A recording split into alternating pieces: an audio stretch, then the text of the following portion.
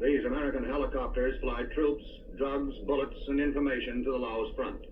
They fly our refugees, local big shots, the wounded, and some dead. Sometimes in this heat, the long dead. It is a job with little glamour and less pay than you'd guess.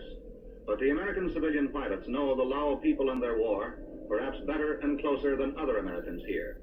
These three have just flown 18 continuous hours. I think Laos is the only country in the world where there is no American image. It's wars.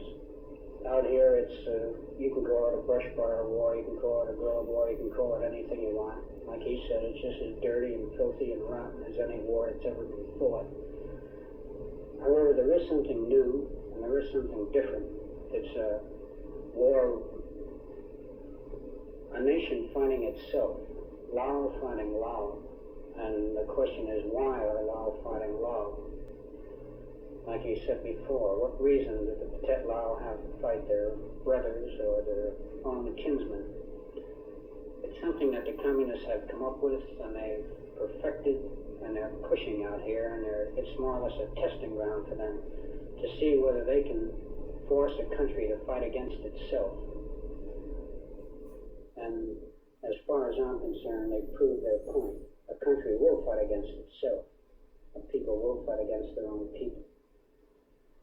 It's something we've missed, it's something we've overlooked, is the fact why they will fight themselves. I think that was our big mistake in Laos.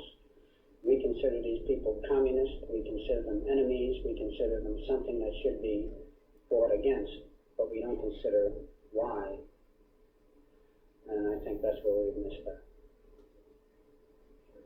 It's bad. I think there's a possibility this is a contagion, it can spread other areas out here. If you can get the Lao to fight amongst themselves, the most peace-willing, anti-militaristic people in the world today, you can get anyone engaged in civil war. Anyone. That's why it's so vicious.